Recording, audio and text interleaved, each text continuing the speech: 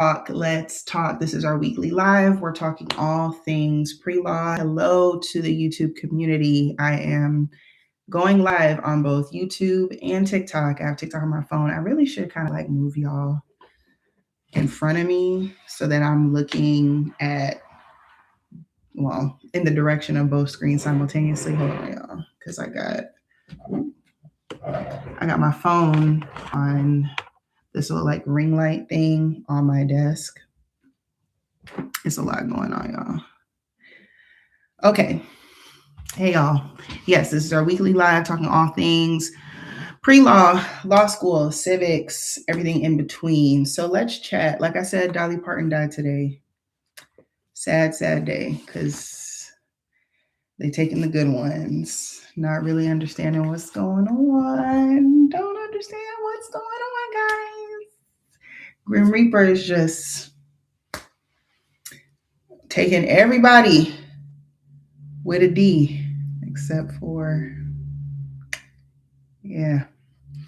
Anyways, how are y'all doing? In Georgia today, too, there was a special runoff election in District 13. That is mainly like Gwinnett, Rockdale County, some of Henry County, not Fulton where I live. But there is a very special runoff election today, and hopefully this will be the last one. Okay. And we'll finally have someone to represent District 13 for the remainder of the term until the top of next year.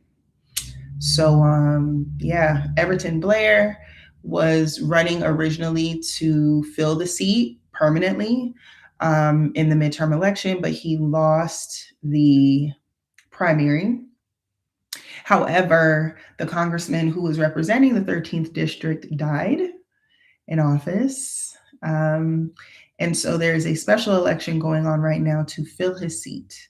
And so Everton Blair decided that he was also going to run for that to fill the remainder of the term.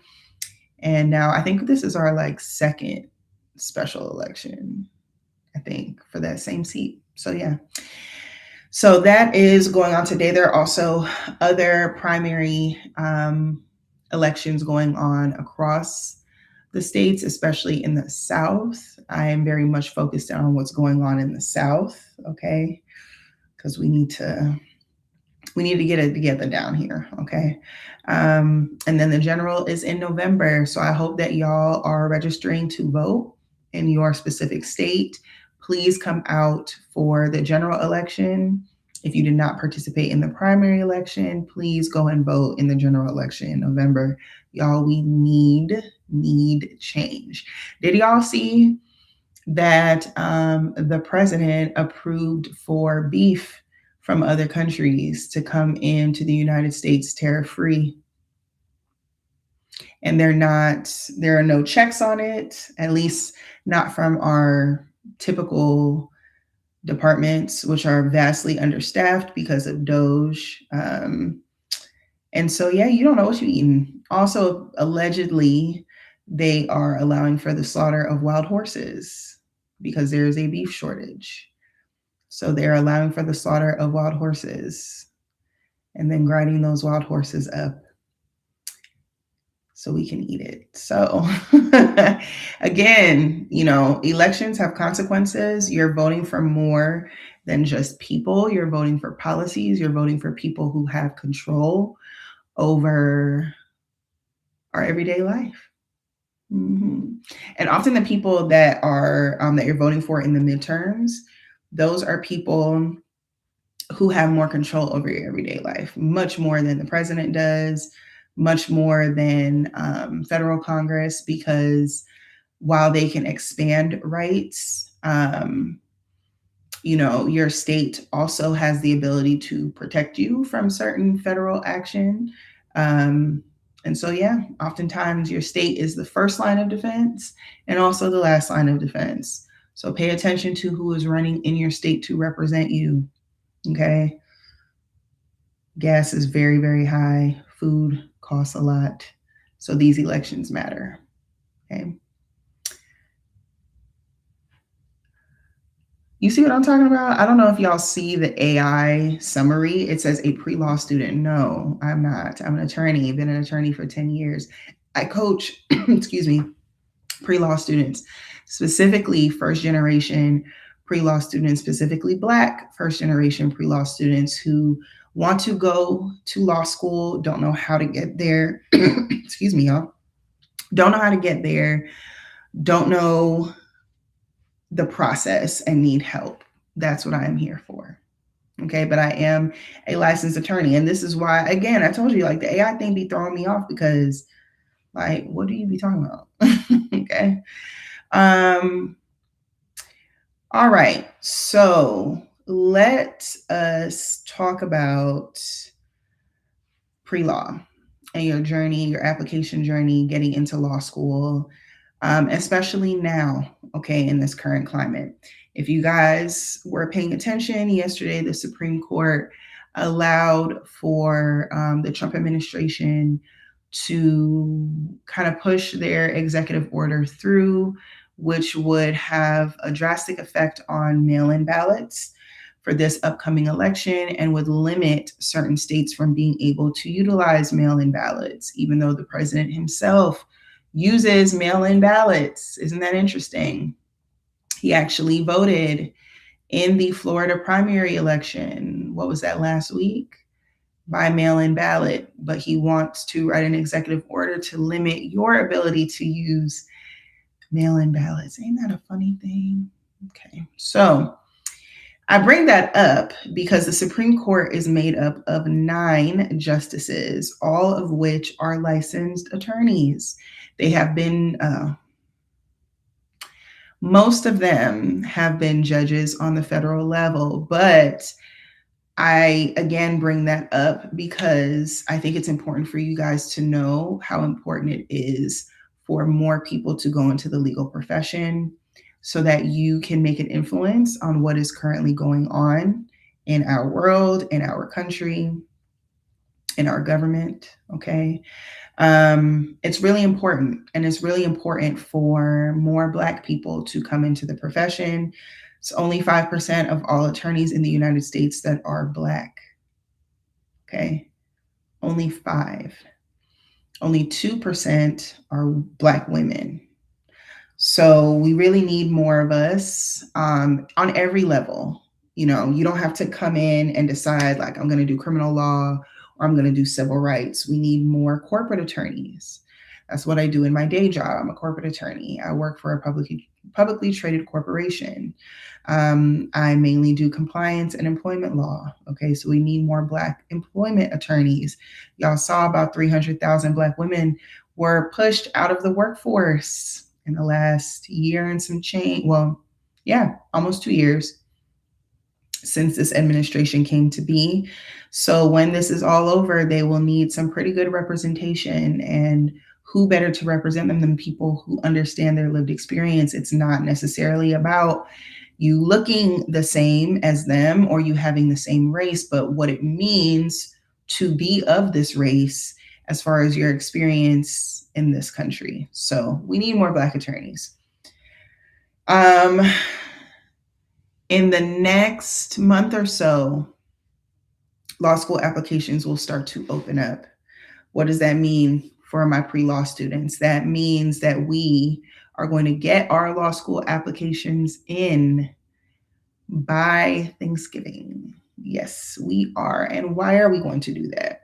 We are going to get our law school applications in by Thanksgiving because most, if not all, law schools do admissions on what's called a rolling basis, meaning as they get completed applications, they review those applications, make a determination, yes or no.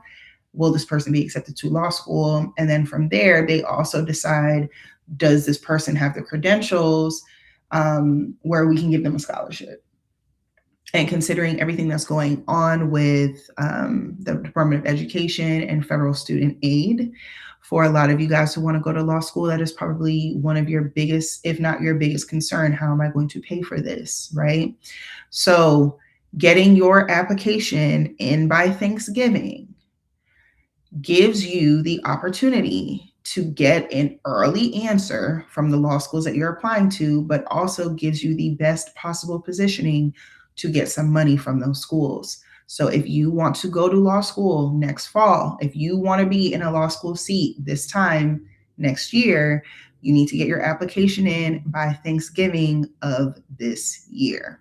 Okay.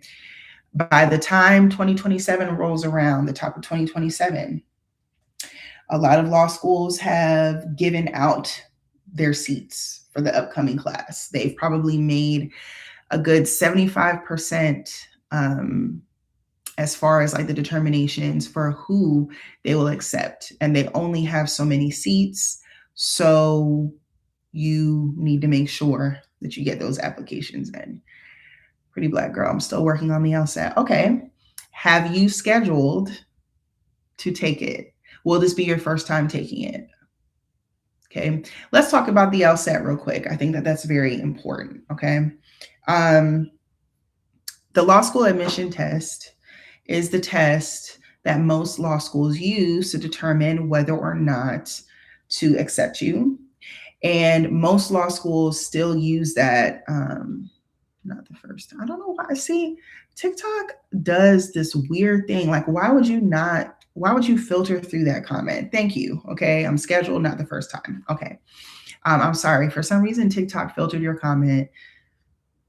It's just weird stuff going on. Okay. Anyways, but the law school admissions test is what most law schools still use to determine whether or not they will accept you.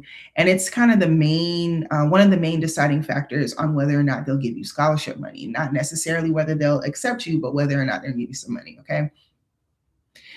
What I want you to do is to respect it, but not to fear it.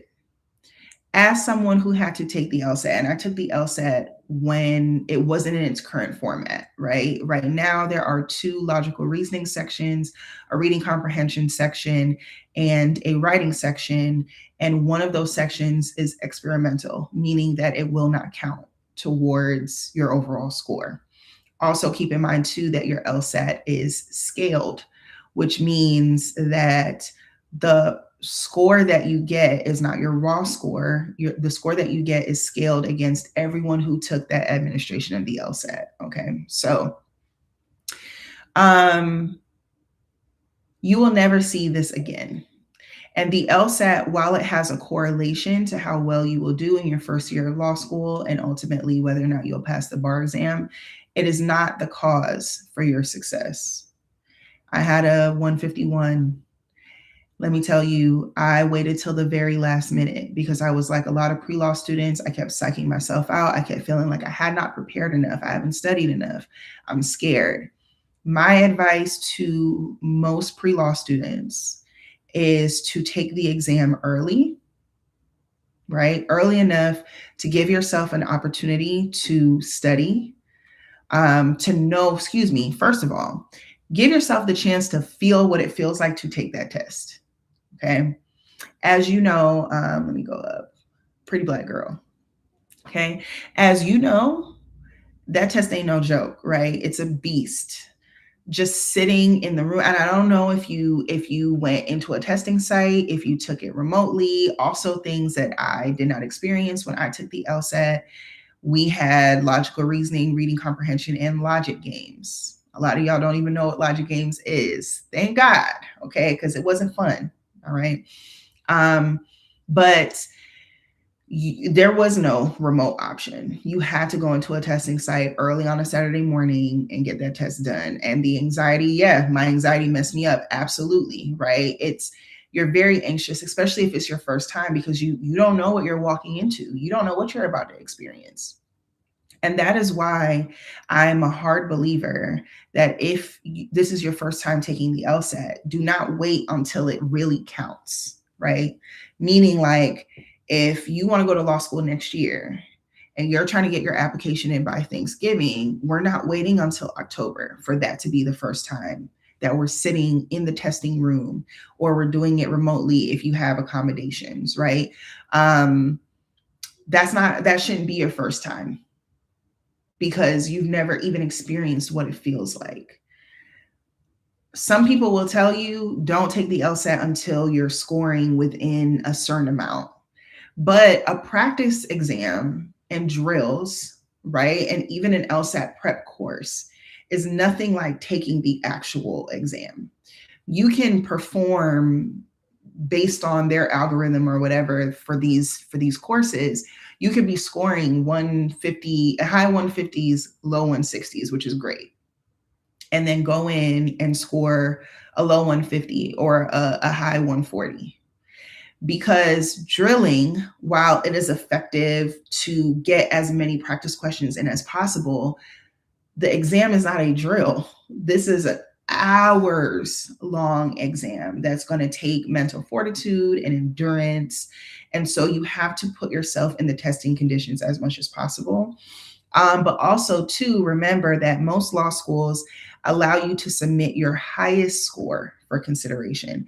There are still some fancy schmancy, whatever, law schools that take an average, meaning the more times you take it is the lower the score will become because they're taking an average of all of the LSATs that you've taken. But most LSAT scores, or most LSATs, excuse me, most law schools are taking the highest LSAT that you have, LSAT score that you have. Okay. I've been practicing in my local library. Absolutely. That is actually a really great, that's actually a really great kind of testing ground. I would say too, like if you're like me, if I have something hard to do, I can't do it at home. Okay, I'll tell you, like even during like bar prep, because again, when I took the LSAT, there was no option to take it at home. All right, I had to go into the site. But when I was preparing for the bar exam, those 10 weeks after law school graduation, I know myself. I hate laundry, right? But if it comes down to laundry or studying, I bet you every single piece of clothing in this house will be washed, folded, and hung up. Okay. To thine own self be true. So if you know that you're that type of person, absolutely put yourself in a condition where you're not super comfortable, but you're also not like super uncomfortable with a bunch of distractions. So I wouldn't like, unless you can go to like a co-working space, sorry, y'all. Unless you can go to a co-working space that isn't like super busy and people are passing by that might know you, or like you don't want to be studying for the LSAT at a Starbucks. You want to go into a quiet area where you can concentrate. You want to replicate the testing conditions as much as possible, so that you have a better feel. Most athletes, you'll hear them say like perfect practice makes perfect. That's because if you practice perfectly, then when it's time to perform, you've already mastered perfection because your practice has been perfect, right? So put yourself in the best possible scenario to win. But that is the LSAT. Easily distract. Absolutely. So we need to get ourselves into a space where, again, like we're not comfortable enough at home, right? To get distracted by things that we shouldn't be doing, but we're also not in a place that's like super busy, and also in a place that is quiet enough for you to concentrate. The other thing too is to study in small chunks of time. People try to study for like an hour, hour and a half, 2 hours.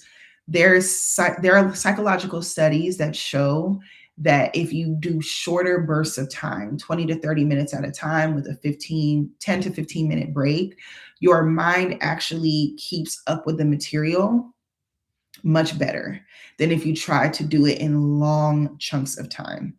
And if you've ever had to do a reading comprehension question from the LSAT, then you understand those are not enjoyable things. That's not something that you want to be doing for a really, really long span of time, right? So I would say, dedicate 3 to 4 hours, maybe if you're going to be studying on a particular day, and break those 3 to 4 hours down into about 20 to 30 minute increments of what it is that you're studying. So you have enough time to study substantive material and also do your drills and or practice questions.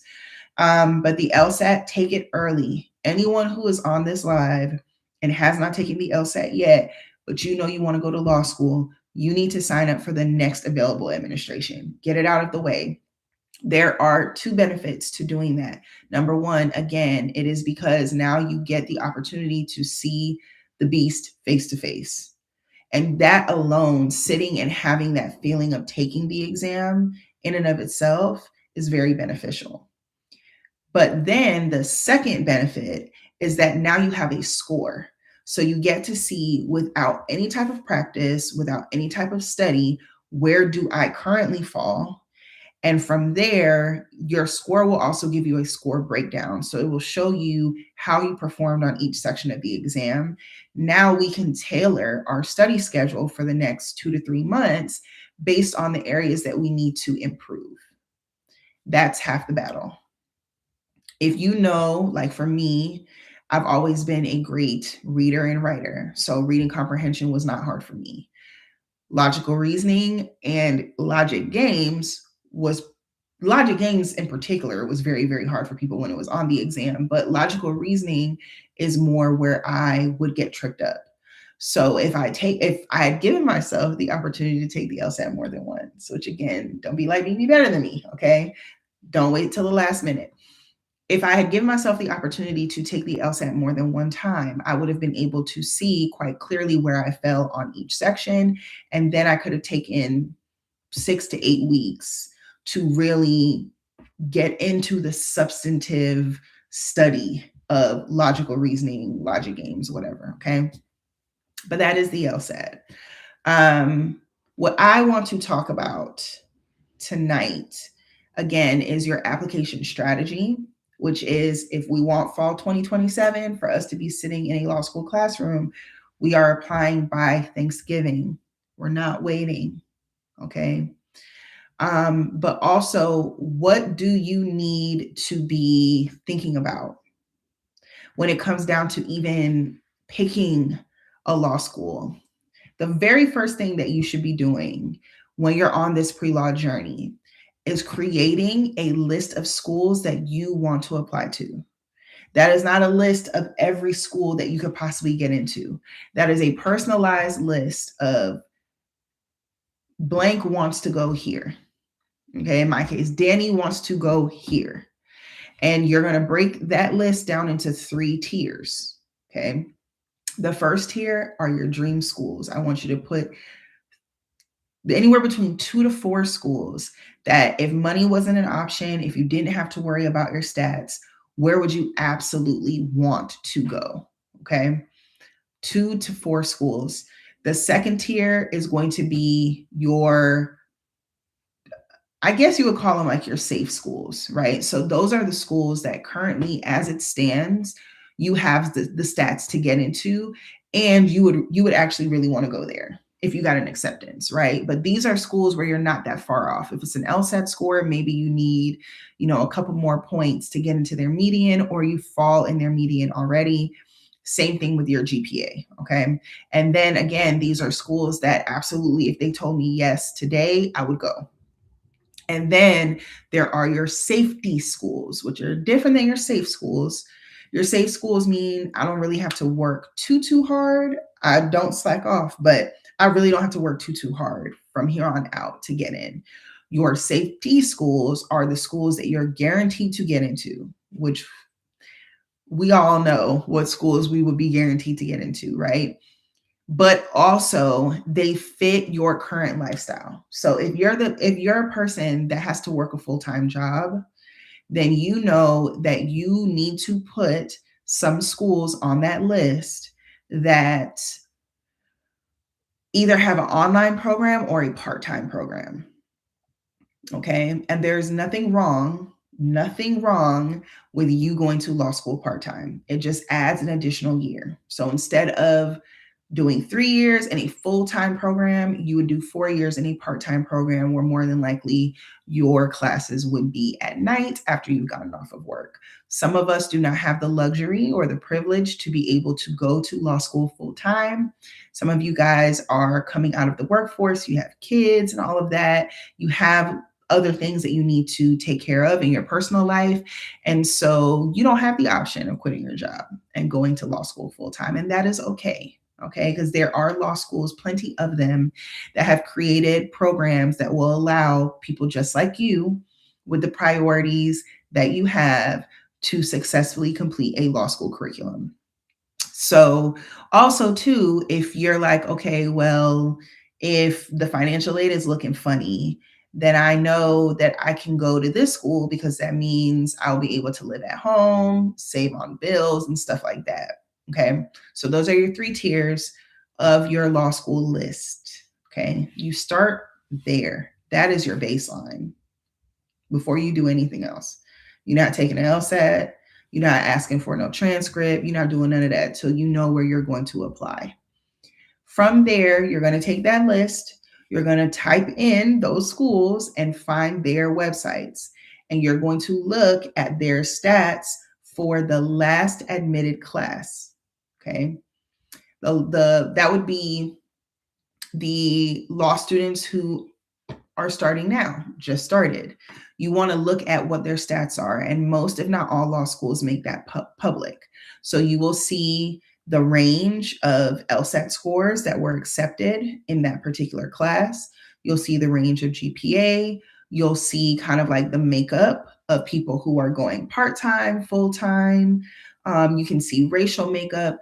There is something called a 509 report. All law schools are required per the American Bar Association to submit employment information, academic information, attrition information, so that it's public knowledge, right, as people are applying. And so that is available usually through the ABA website, but most law schools also have the 509 report available on their websites.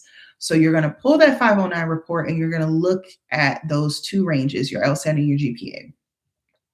It's a range, meaning that on the low range, this is the lowest LSAT we accepted. On the high range, this is the highest. You want to fall somewhere in between those 2 numbers. If you can get somewhere in between those 2 numbers, you are good. The reason why we do this first is because we're not breaking our backs, tiring ourselves out, stressing ourselves out to get a 180 on the LSAT. We're not doing that. Okay, we need to keep the main thing, and we need to keep the end in mind, which most pre-law students don't do. You're very, very focused on getting into law school. The goal is not to be a law student. The goal is to be a lawyer. For most of us, it was to become an esquire, to become an attorney, so we can take people's cases. Keep the main thing, okay? Why would you spend an entire year stressing yourself out and burning yourself out to study for the LSAT, get into law school, and now you're so mentally exhausted that you cannot get through the law school curriculum? We're not doing that. We're not doing that, okay? I don't care what anybody tells you. There are students that are getting into very good schools with 155s, 156s, 159s, very good schools. And it's because their application strategy was sharp. All right. So again, we're not stressing ourselves out with the LSAT. We're going to apply early. We're going to have the end goal in mind. We're going to do our school list so we know where we need to fall. Okay. And then from there, we'll start planning out all the concrete things. We'll register for the LSAT. We'll start, getting our transcript and all of our paperwork together and all of that. Okay. So I wanted to get through that. The other things that you want to be thinking about when you are picking what law school you want to go to, outside of what law schools you can get into based on your credentials, is what am I interested in? And that is okay. If you're not really quite sure yet what it is that you want to do, that is quite fine. You don't have to decide. There is no such thing as specialization. This is not like medical school. In medical school, you go in and you kind of need to know what track you're going to go on, right? If I know I want to be an obstetrician, I got to know from the time I get into medical school that I want to be an obstetrician. If I want to be a pediatrician, I got to know from right then. If I want to be a heart surgeon, I got to know. Law school is not like that. You're learning every single facet of the law. Okay. Every facet of the law in those 3 to 4 years. And then you specialize once you get out of law school and you start practicing. Okay. You don't even have to specialize. Someone like me, you see my resume, I've touched a little bit of everything. And I'm not even exaggerating with that. When I was in college, I interned for the family law division of the Leon County Courthouse in Tallahassee, Florida. Sat in on mediations for people who were getting divorced, did stuff with the guardian ad litem program for children who were in state care that were looking to get adopted. I did that. That was as a college student, a college senior. When I graduated, I went and I worked as a paralegal for a little while. I'm going to touch on that in a second because I'm also going to say a very well, it's not unpopular within the people in the legal field. It's unpopular for some reason within the pre-law student community, but I'm going to address that in a second. I became a paralegal not because I felt like I needed legal experience on my resume. I became a paralegal because I wanted to see from the inside what it felt like to work in the legal field before I made such a big investment and commitment of my time and my money. That's why I became a paralegal, not because I thought it was going to give me a competitive edge getting into law school. And I'm going to tell you right now, it did not. Okay. But I'm going to touch on that in a second. So I did that. And I was a paralegal for 2 real estate firms. Okay. They basically foreclosed on people's houses, is essentially what we did all day, every day. Okay. Then I got into law school. The summer between my first year and my second year, I did absolutely nothing. I was exhausted. I literally scratched my butt all summer. No regrets. It was great. The summer between my second and my third year, I had an internship with a real estate investment trust. Okay, so this was a big corporation that buys commercial properties all throughout the Sunbelt region. I was an intern for them under their associate general counsel. That was my first taste of corporate law. And it was mainly doing like a lot of the tax filings for the corporation, things that I never thought I would actually do. Okay. Now, mind you, what I did not tell y'all before is that I wanted to be a prosecutor coming into law school. The year that I started law school, actually, it was the year before. The year before I started law school and I was a senior in college, Trayvon Martin was murdered. And that was when I was like, yep, got to go to law school. And I absolutely wanted to be a prosecutor because I felt like the prosecutor didn't do a good job on his case. And I felt like we needed more Black prosecutors. So that's what I had in my mind when I got into law school. I knew I wanted to be a courtroom attorney. Absolutely. I loved it. But I really thought that I was going to be a prosecutor. So fast forward again, somewhere between second and third year, I interned for a corporate attorney. Then during my last year of law school, I was a part of our inaugural criminal defense clinic. So now I was on the other side, right? Doing criminal defense work, which is actually very beneficial to if you do prosecution first and then you go into defense, that's beneficial. If you do defense first, then you become a prosecutor. It's beneficial because you see both sides of the coin. So that was what solidified it for me. I did not want to do criminal defense, or I didn't want to do criminal law, period. Like zero, zilch, nada. That really is what did it in for me, because of my experiences and just learning more about the system. It just felt too broken. And yeah. And then when I graduated from college, I started, I did become a prosecutor, but it wasn't criminal. I was a civil prosecutor for the state, prosecuting cases of abuse, abandonment, and neglect of children. Did that for a year and a half, then moved into private practice and ended up right back in real estate doing foreclosure prosecutions for the banks. And then I got the job I have now as an in-house attorney. I do not take people's cases.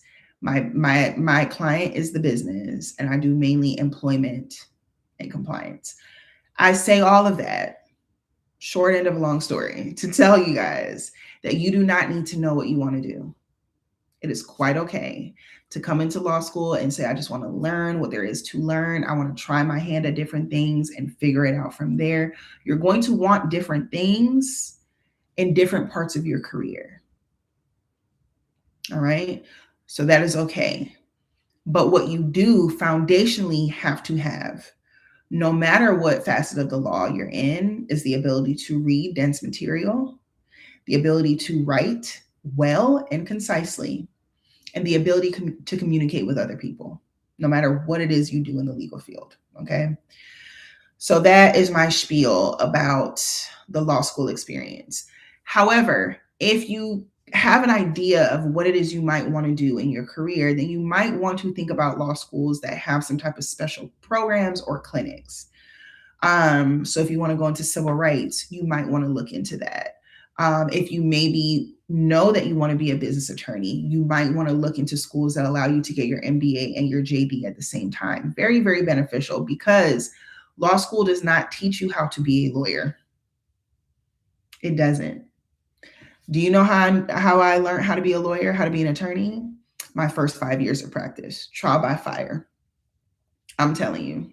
Law school does not prepare you for that. Law school teaches you how to think like a lawyer, how to recognize relevant facts, how to take a random conversation from someone and be able to break it down enough to tell them, hey, you might have something here, or no, you might not. Okay. That's what law school does. It does not teach you how to file a case.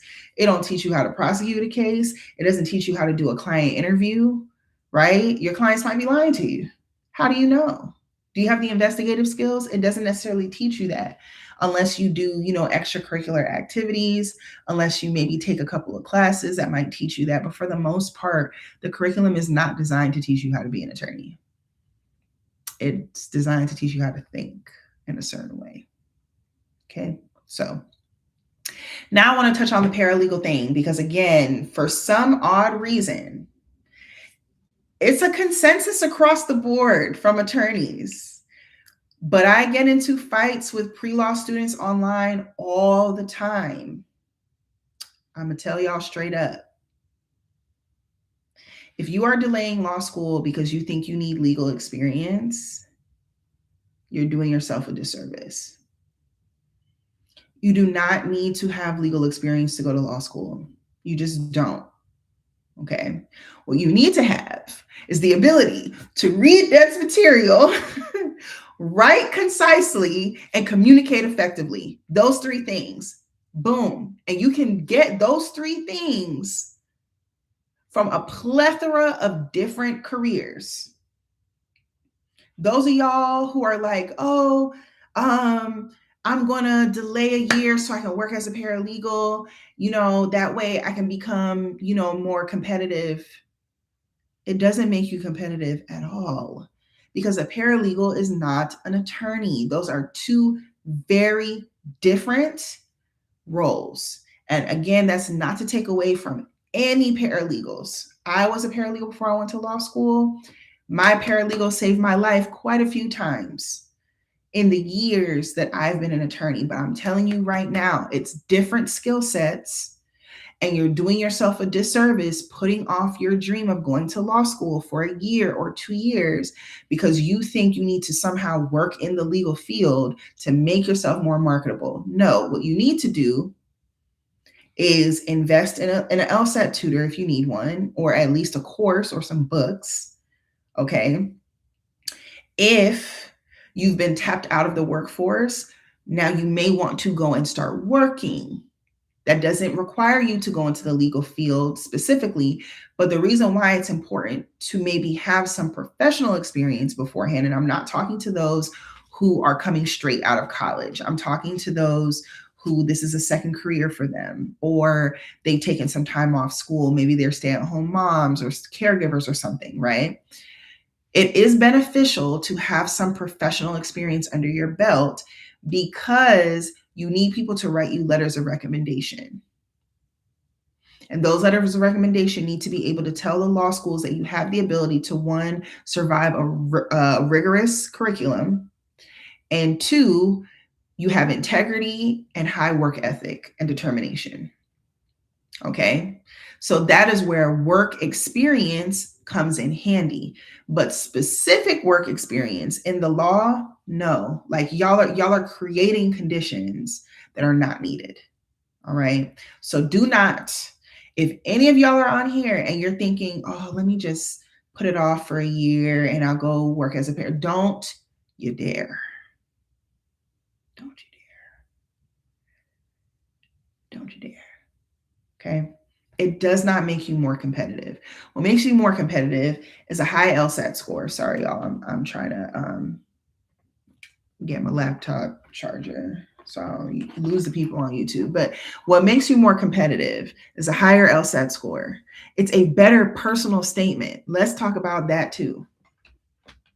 What were the 3 things I said that you needed to be able to do? Read dense material, write concisely, communicate effectively. Okay, so we're going to talk about our personal statement in a second because that's an untapped resource, especially for those of y'all stressed out about the LSAT, maybe don't have the best score on the LSAT. That's an untapped resource. Okay, your personal statement is the first example of writing that a law school is going to see. So it is really important, like detrimentally important, that you write a good personal statement. Okay. Embryo, we just talked about this, but I'm gonna let you know. I'm gonna let you know, girl. Don't worry about it. Yeah, it's really important that you write a compelling personal statement. No, it's okay. No, it's no problem. I'm glad that you're here. I'm just telling you, I'm gonna run it back so you can hear it. It's really important that you write a compelling personal statement because, again, this is the first example of writing that any law school is going to see. But 2, it is the only opportunity that you get for a law school admissions committee to see you outside of the bare bones paperwork, right? The bare bones GPA and transcript that they're going to see, the bare bones LSAT score that they're going to see. They get to know who you are as a person. And so it's really, really, really important that you're taking enough time to write a really good personal statement, get it revised, have other people review it so that you know that whatever message you're trying to get across to them, you effectively do that. I'm telling you, personal statements make or break admissions decisions. Okay, personal statements land people money. Don't take it for granted. Now, Ambrielle, back to your question. Oh, what am I doing? I don't know where to start to prepare for the LSAT. So earlier we talked about the importance of getting that test done early. Okay, now a lot of people will disagree with me. And I've heard people say that you should not take the LSAT until you're scoring within like a certain range on your practice tests or whatever, right? Practice tests are really finicky because 9 times out of 10, you're not taking those practice tests under true timed practice conditions, meaning that like you don't know what it feels like to sit in that testing room. As of right now, the remote option to take the LSAT has been removed as of the August administration. And I think the only way that you can do it remotely is if you have accommodations, right? So you got to go into a testing site. You don't know what that feels like. You never, it's your first time. But also, too, it's a pre-law student and wait till the very last minute because you keep psyching yourself out about this stupid test. And I'm telling you, it's stupid because as a lawyer, I know you will never see the LSAT again. Once you get into law school, you ain't never going to see or hear nothing about that test no more, unless you're like me and you're talking to pre-law students. That's it. So take the LSAT as early as you can to get the jitters out, feel what it feels like, but then to also get a raw score back. Whatever that score is tells you, embryo, this is how I am performing right now without ever looking at an LSAT book. How do I reason logically?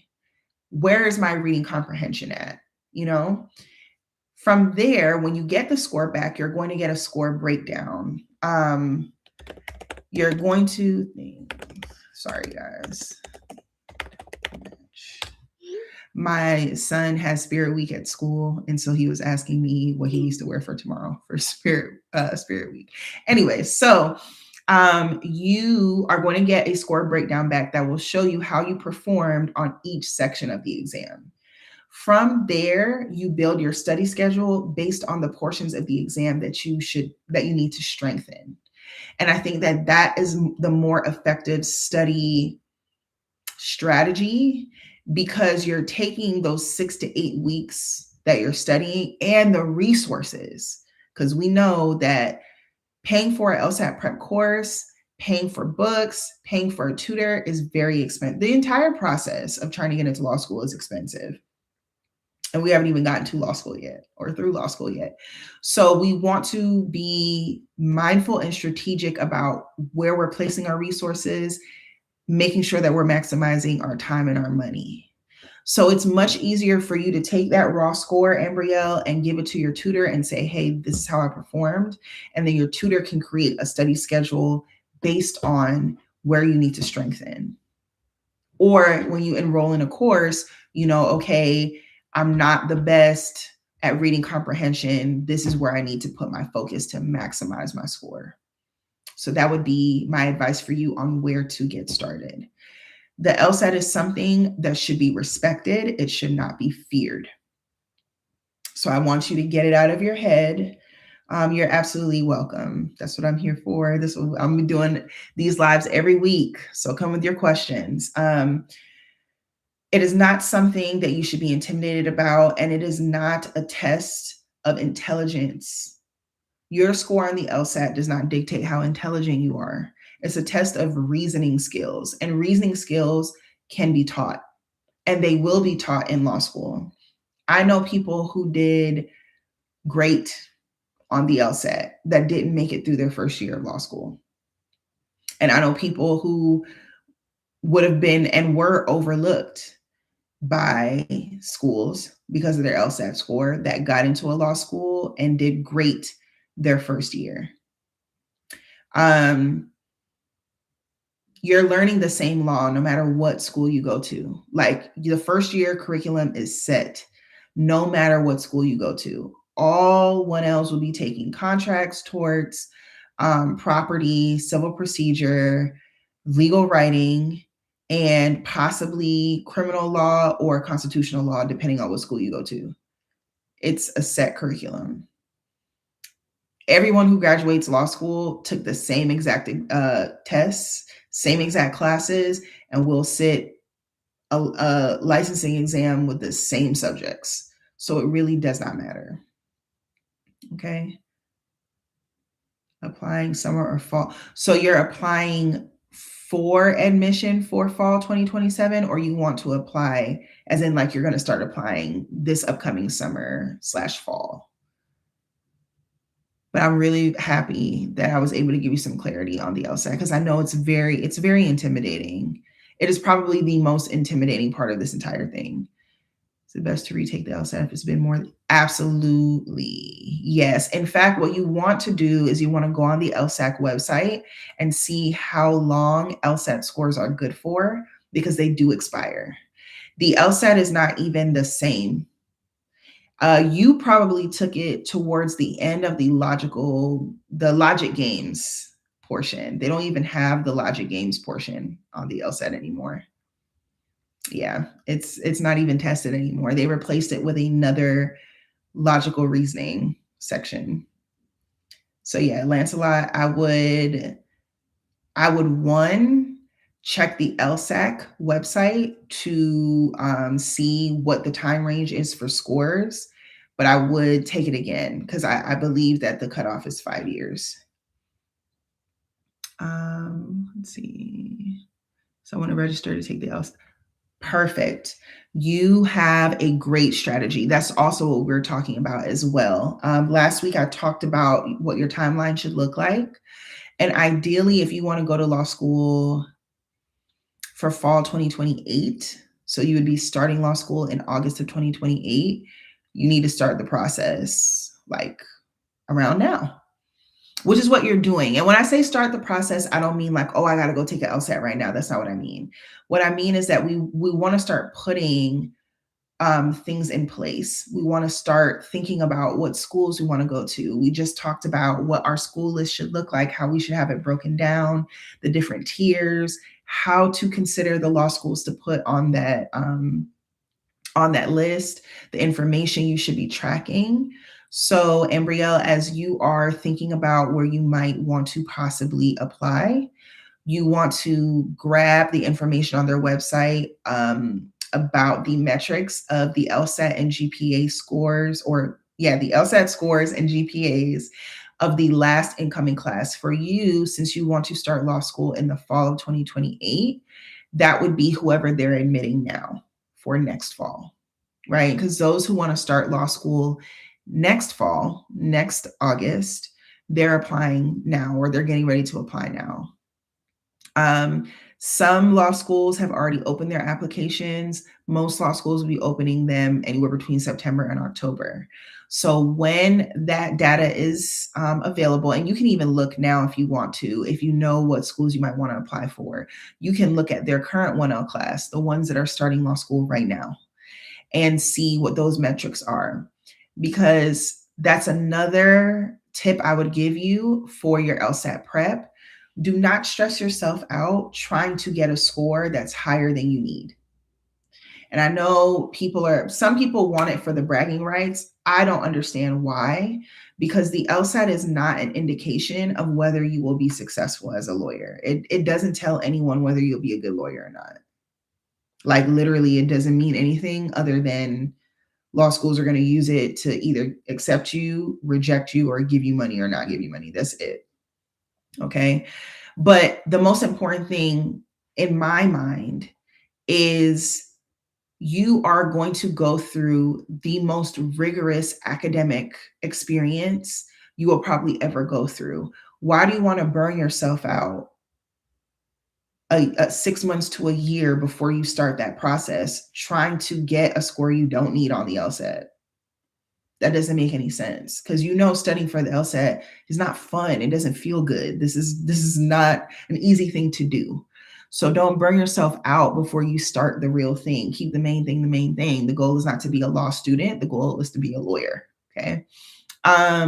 With that being said, Ambrielle, again, you want to break your school list down. You want to grab that information so you know what range you need to fall in. The schools are going to give you the range that shows the lowest acceptable LSAT meaning the lowest LSAT score of the students that they accepted, the highest LSAT score of the students they accepted, and your goal should be to fall somewhere in between, because that's very safe. If your LSAT score is somewhere in between those two numbers, you're pretty good. Okay. Is it too late to start preparing for fall 2027, aim for 28? I don't want to say that it's too late. I never want to discourage people from doing that. And I think it's not as concrete of an answer as, is it too late? Gosh, TikTok. Sorry, y'all. It's never as clear cut of an answer, right? Law schools accept applications on what's called a rolling basis. So that means that as they get completed applications, they will make a determination and on acceptance or rejection or wait list. Now, here's the thing. If there are certain things that matter to you, for instance, it matters what school I go to. And that I don't mean like just generally. I mean, like, I have a certain school or certain schools that absolutely, this is where I want to go.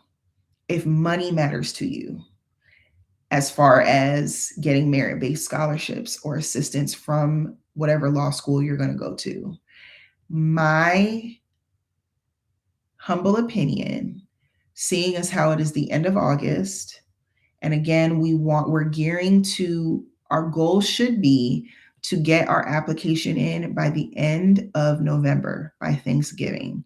I would say to wait. If you don't have a personal statement that has completely been done, revised, and redrafted, so that means you've done an entire draft of your personal statement, you've had it reviewed, you've edited it, and you've rewritten it. If you don't have your addendum ready, right? So there are certain law schools that will require you to write addendum if there are discrepancies, like in your GPA in undergrad. If you took an LSAT and, like, say you took the LSAT twice, And one time you got a 147, the next time you did it, you got a 157. Some schools would make you write an addendum to explain why that was. If you don't have information to report on your character and fitness, because that's a part of the law school application that a lot of people don't know, there is a character and fitness portion where they will ask you possibly every time you've gotten a speeding ticket and provide that documentation. If you've ever had allegations of academic dishonesty, provide that documentation. If you've ever been arrested, charged, or convicted of a crime, you have to report it and provide that documentation. If you're like me, I started getting speeding tickets when I was 21. I'm 36. So if I had to go provide the court information for the speeding ticket that I got when I was 21, it would take me quite a bit of time to get that. So again, strategically, depending on how much of this process you've completed, and for you, Ambrielle, it sounds like you haven't taken the LSAT yet. And what you would be doing is kind of putting yourself in a bit of a predicament that you would be taking the LSAT for the first time. I think they've closed registration for September. So the earliest you'd be taking it is October.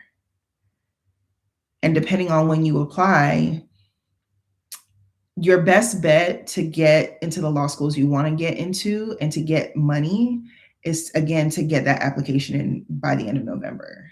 So you're really only giving yourselves 2 to 3 shots at the apple. And for me, I think the best thing to do, again, because you don't want to burn yourself out and you don't want to be worried about things at the last minute, you want to give yourself time. Okay.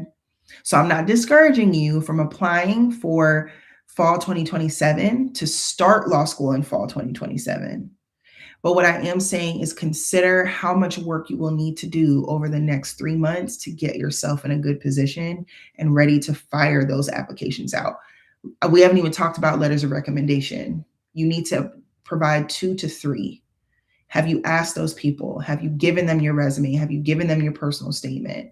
Have you given them a deadline to get that stuff back to you?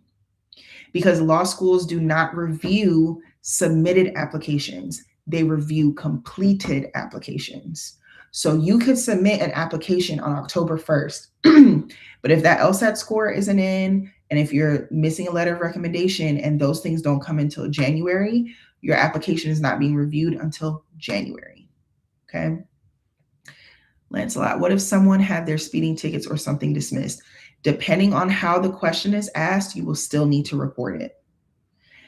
This is very important because the character and fitness portion of your law school application is held infinitely. And every time, say you want to be a practicing attorney, right?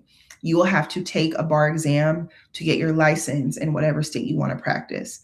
Every time you get a license in a state, you have to go through character and fitness clearance for that state. You could be 50 years old and you graduated at 25. You will have to do character and fitness again. And guess what they're going to do? They're going to pull your law school application and they're going to compare the character and fitness questions and answers on your law school application to what you report on your bar license character and fitness application. And if there's a discrepancy, that could cause you to not get a bar license. And if you're like me, where I already have a license in a state, if I'm found to have been dishonest in any way, shape, or form. So say, for instance, like I decide I want to get, oh my gosh, sorry, y'all. Say, for instance, I want to get a law license to practice in DC, right? If DC finds out that I incorrectly answered or did not disclose something on my law school application, they can report it to the state that I already have a license in, and I can be disciplined in that state. So, Lancelot, to answer your question, you want to read the question on the application very carefully, because a lot of questions say simply, have you ever been accused? They don't care what the outcome was. It could have gotten dismissed. But if you got a ticket at some point, that means you were accused of violating a traffic law. You're required to report it. As a part of that reporting, you would say yes, but then you would explain it ultimately got dismissed. Like maybe you hired like Ticket Clinic or something, and they went in and got the ticket dismissed. You would provide them that information, and they may ask you for supporting documents based on your answer.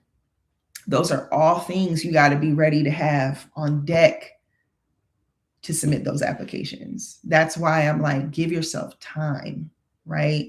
If you only got another 6 to 8 weeks and you haven't even started thinking about that stuff, you might be cutting it close. Okay. Again, not discouraging anybody. If you feel like you could do it, absolutely go for it. But if you are like me and you like peace in your life, you can afford it, you may want to hold off a little bit. Okay. But that is a great question, Lancelot. And I think it's a question that gets a lot of people tripped up, especially when we're talking about criminal charges, right? People be like, oh, I got it expunged. Let me tell you something. Expungement, all that means is that an employer can't hold it against you. We're talking about the government, okay? The state government is doing your character and fitness clearance. You think they care nothing about no expungement? That's in their system. You're still in the system. Okay. So when they put in your information, if they ask you, have you ever been arrested for a crime, whether it's a felony or a misdemeanor charge? Have you ever been arrested, charged, or convicted? And all of that happened, but it got expunged. So you decide you're not going to report it. You're going to be in some problems because now they feel like you're not being honest. And let's be real, what's one of the main things that people talk about when it comes to lawyers? Oh, they're dishonest, lawyers equal liars, all that stuff. So they are very, very, very, very, very particular about who they allow to come in based on whether or not you disclose it. Okay. I also don't want you to think that just because maybe you've had some speeding tickets, some of us might have a lot. Not me, but I'm just saying some people might be habitual. Just because you've had them, just because you've had criminal charges, that's not going to stop you from getting into law school. Okay, there are people who are convicted felons that successfully got through law school. Okay, so it's not about necessarily what you did; it's about whether or not you're honest about the fact that it happened. That's what matters. Okay. But yeah, I wanted to make that point because there's a lot more that goes into this than just simply, taking the LSAT. Okay. It is 9:09. We're usually on here for an hour, but if you guys have any more questions about anything at all, please feel free to drop it in. Even if it's law school, right? Maybe you don't have questions about the pre-law process or how to get into law school. Maybe you have questions about the law school experience. You might be pre-law and be like, I think I want to do this, but I don't know what this really looks like. You might be a law student. Maybe you just started and you're like, I don't know what I got myself into. You might be in your second or third year and you're like, Danny, what does it look like in practice? Feel free to drop them. I'm here for as long as y'all have questions. Argumentative writing. Pretty black girl, what you mean by that? Most of the writing that you'll be doing is not necessarily argumentative. I'm not going to say it won't necessarily be argumentative, right? Because argumentative writing on the LSAT. Are you asking specifically about like tips? The argumentative writing portion of the LSAT is designed to see if you can be a persuasive writer, right? Yes.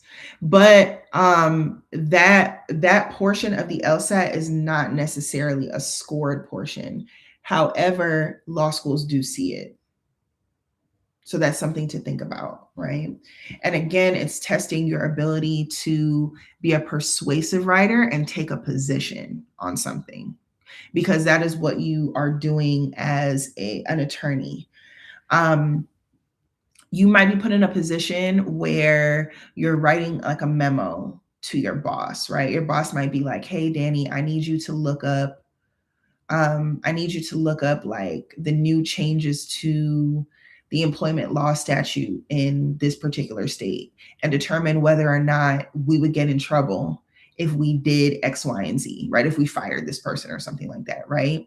At that point, it's not necessarily argumentative writing, right? What we're doing is that we are using logical reasoning, we're applying the facts of our particular case to the law, and we're coming up with a stance, but it's more so from the standpoint of like giving advice versus it being argumentative. Now, most of the argumentative writing is going to come if you're like a trial attorney and you're submitting memos to a judge because you are writing in support of your position. So you're utilizing the facts and the law to persuade the judge to rule in your favor, right? But a lot of what lawyers do isn't necessarily writing argumentatively. It is taking really complex, like legal statutes and stuff like that and case law and applying it to a set of facts and then making a determination on whether or not we can move forward with this, whether or not this is legal or illegal, basically. What are your thoughts about an adult choosing between part-time or full-time status? Lancelot, that would be dependent on what your needs are. Okay. So one of the things I talked about earlier when it comes to creating your school list and what schools you want to apply to or what schools you're looking to apply to is realistically what you need. If you are coming out of the workforce, right? Maybe this is your second career. You might not be able to go full time, and that is okay, right? You might be like, hey, I gotta work. I got mouths to feed. I got bills to pay. You might be a caregiver. Even if you're single, like with the changes to student loans and financial aid in general, you might be like, hey, I'm going to need to keep the lights on, keep a roof over my head. If that is the case, then you might want to look at schools that offer part-time programs, and that's okay. If you go to law school part-time, that just increases the length of time from 3 years in law school to 4. That's it. And that's because they're going to cut the curriculum kind of like in half for you, and you'll be going to school at night. Now that is difficult because you're going to work full time, you're doing a 9 to 5, and then you're in law school 5 to 9. But there were plenty of people that I went to FAMU Law. There were plenty of people that went to school with me that were in the part-time program. Great attorneys. It might have took them an additional year longer, but I mean, who cares? 3 years, 4 years, it's hell on earth regardless. So it would just depend on what your needs are. If you know that you need to work, then or you know, like, hey, I'm doing something else and maybe I want to go to school part-time, that is totally fine. Not every law school offers a part-time program. A lot do, but that's the reason why we want to be intentional as we're taking this journey and giving ourselves time to do that research. So yeah, I don't have any thoughts against it. You know, I think it's great for people who need that option. All right, y'all, do y'all have any more questions about the pre-law journey, law school? If y'all want to talk about what's happened today, let me know. If not, thank y'all for being here. I'm going to be going live every week at 8 p.m. Eastern Standard Time, answering all of your questions. I really want to create a sense of community. I'm here for y'all. This is the whole reason why I became a pre-law coach, is to give that clarity that I didn't have when I started this journey, answer the questions that I didn't know to even ask, right? And give y'all the information so that you guys feel confident on this journey, and give you guys resources. So before I leave, I am a pre-law coach, so I do take on clients that are looking to go to law school. Right now, I'm trying to develop my personal statement offering just because personal statements are very important. They're written, they take time. You got to write it. You got to get it back to me. I got to read it over, revise it, get it back to you.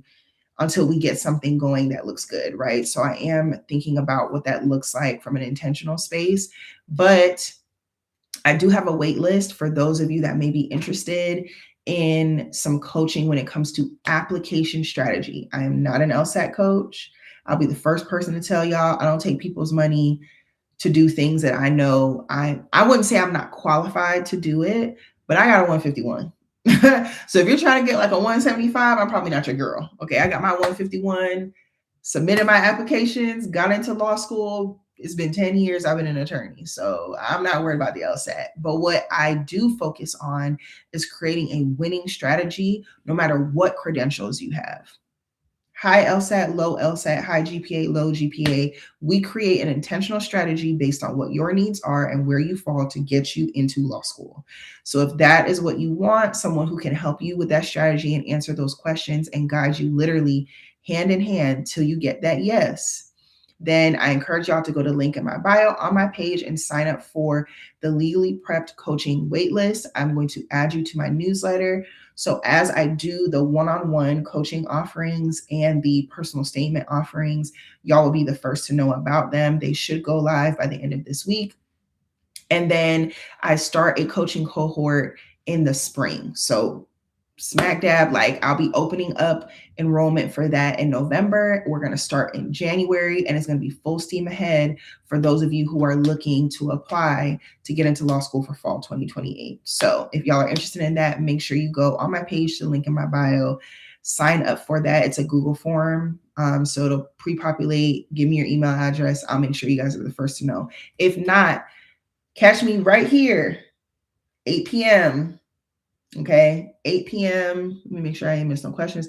8 p.m. next week, Tuesday, Eastern Standard Time, or on YouTube, right, for our YouTube community. Until then, guys, stay safe.